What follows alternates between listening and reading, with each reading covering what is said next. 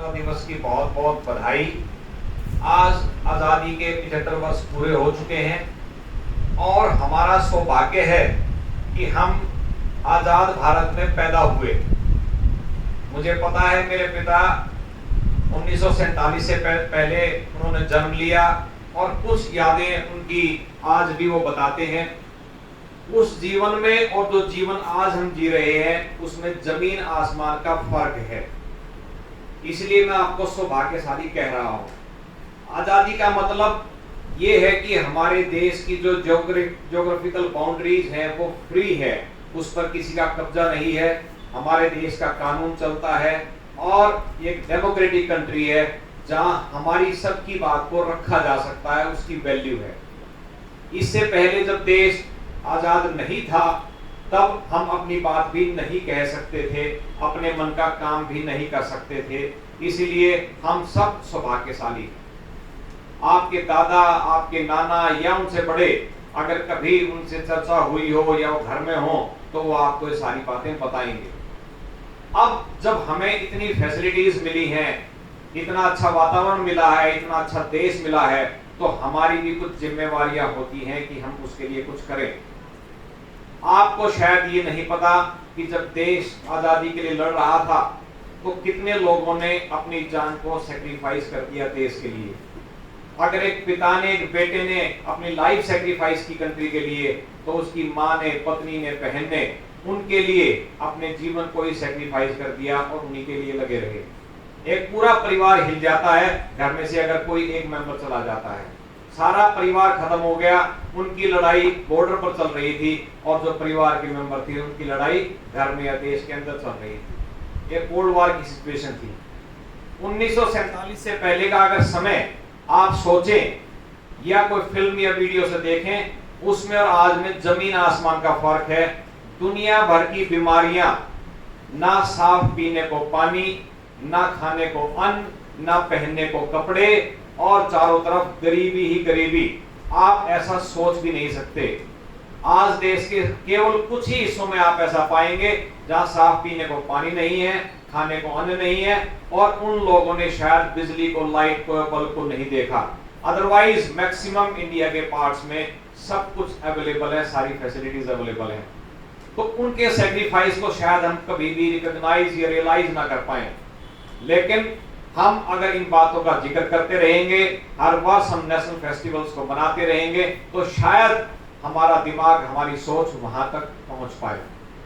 जहां तक विद्यार्थियों की बात है, उन्हें सीखने का उनका फर्ज भी है और उनको समझना भी चाहिए कि जो भारत देश है वो दूसरे देशों से अलग है।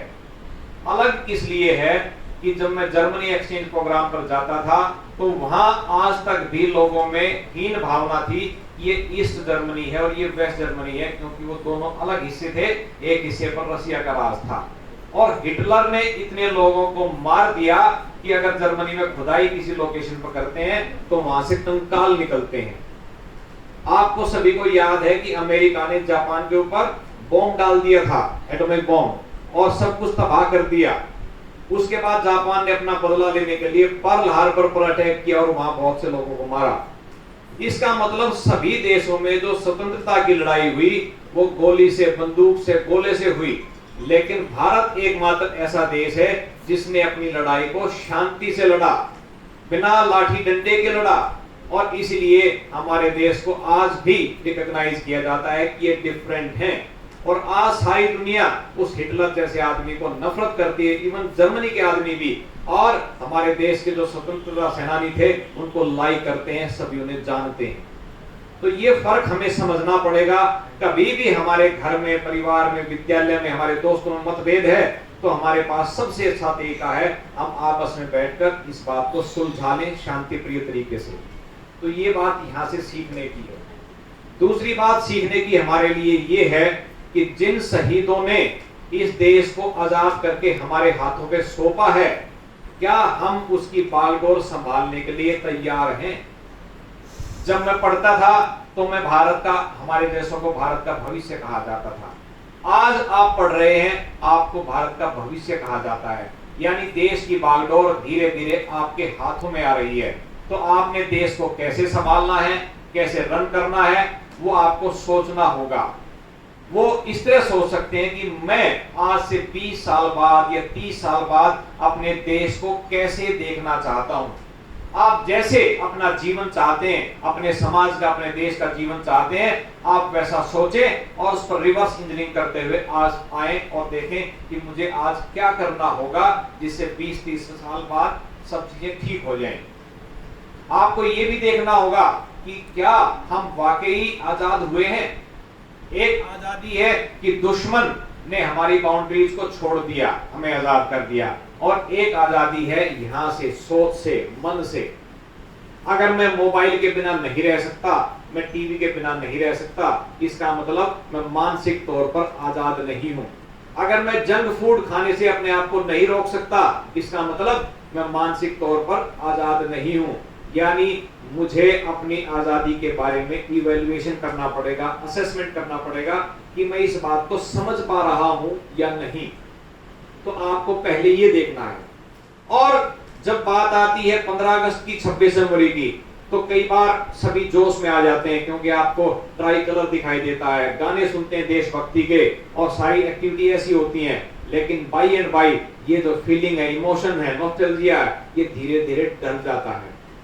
वो कुछ लाइनें भी हैं, यूं तो हम सरहद पर पोरुष दिखलाना चाहते हैं, इस्लामाबाद की धरती पर ध्वज लहराना चाहते हैं।